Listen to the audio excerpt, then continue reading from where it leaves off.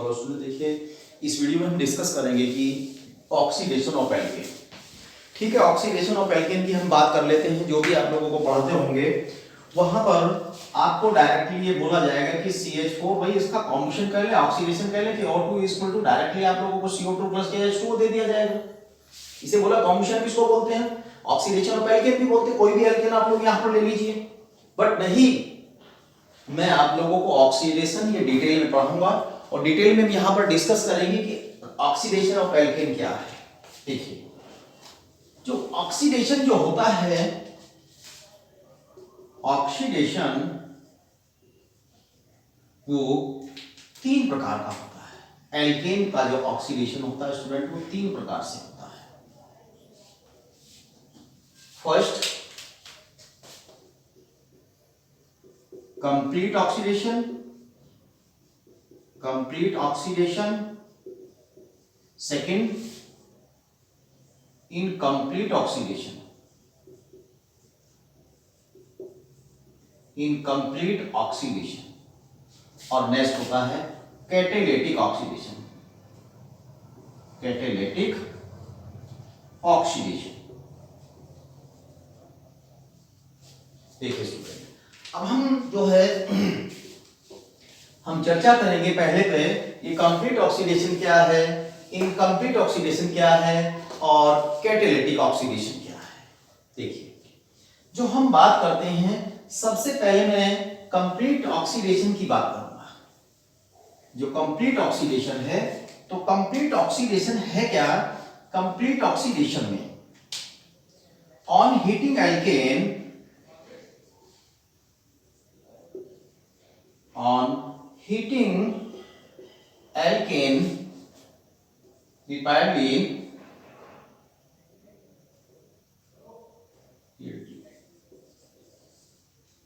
burn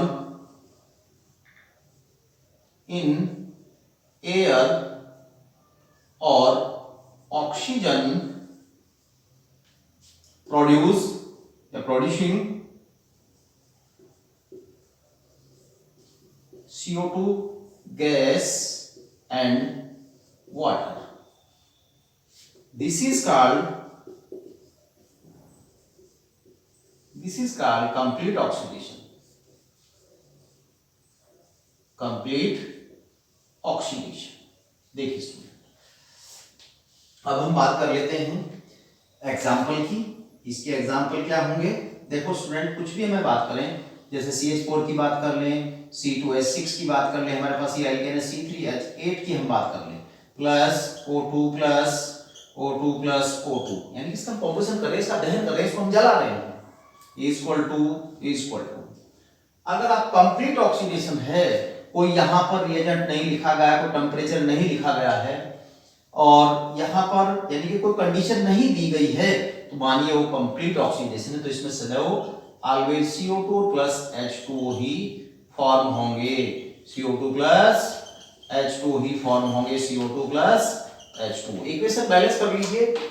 देखिए, CH4O2 hydrogen के 4 2 4 2 6 2 6 और 4 3 3 8 4 3 3 2 जा 6 और 4 10 5।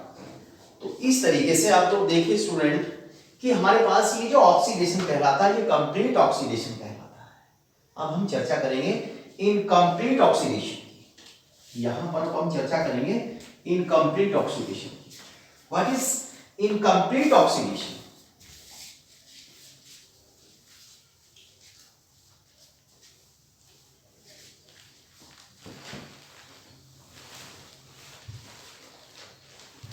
Incomplete oxidation में if the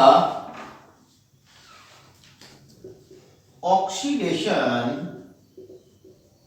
of alkanes can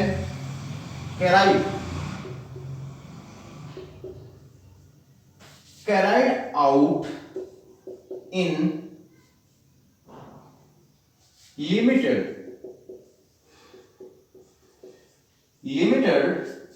supply of air. देखिए स्टूडेंट, ये बात बहुत समझने की है। तो इसे हम बोलते हैं, this is called incomplete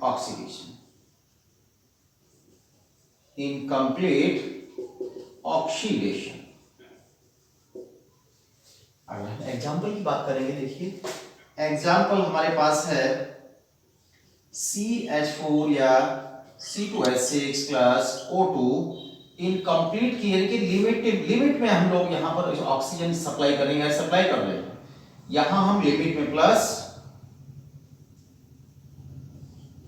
O2, limit में ऑक्सीजन O2 दे रहे हैं इसको। तो यहां बनता है CN, एल्कोहल बनते हैं, C2H 5H एल्कोहल बनते हैं स्टूडेंट्स, एल्कोहल बनते हैं।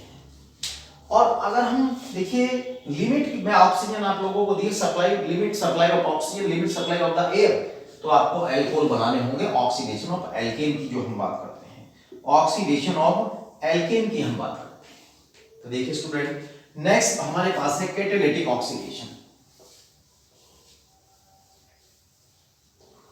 नेक्स्ट हमारे पास है कैटालिटिक ऑक्सीडेशन। कैटालिटिक ऑक्सीडेशन है क्या? कैटालिटिक ऑक्सीडेशन में अलग अलग हमारे पास जो कंपाउंड होते हैं, देखिए कैटालिटिक ऑक्सीडेशन जैसे हमारे पास इसमें किसी कैटेलिस्ट का हम यूज करेंगे प्लस के O2। अब यहां पर ये कैटेलिस्ट कॉपर इंडिया में 100 प्रेशर है और 573 टेम्परेचर की हम बात कर लेते हैं। तो इसमें भी हमारे पास मेथिल एल्कोहल बनेगा, CH3OH मेथिल एल्कोहल। अगर हम बात कर लें कि यहां पर हम चेंज कर दें रिएजेंट प्लस O2 और यहां रिएजेंट ले लिया मैंने MO2O3 मोल्डिबेडियम ट्राई ऑक्साइड लिया मैंने, तो यहां पर बनेगा स्टूडेंट HCHO फॉर्मेल्डिहाइड। ये कैटालिटिक, क्योंकि हमारे पास ये कैटालिस्ट हम यूज कर रहे हैं। और अगर हम बात करते हैं कि हाइगर एल्केन अगर हम ले, हाई एल्केन हम ले,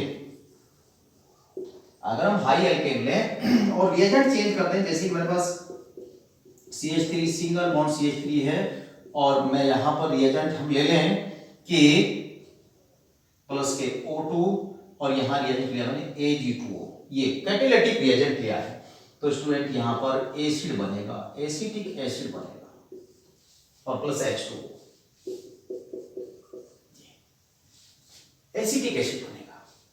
और अगर मैं यहां पर एल्केन लूं, एक ब्रांच एल्केन की हम बात कर लें, CH3 single bond H single bond CH3 single bond CH3, और यहां आप लोगों को एल्कोहलिक और KMnO4 लिखा गया हो, एल्कोहलिक KMnO4 लिखा गया हो, तो यहां से ये एक हमारे पास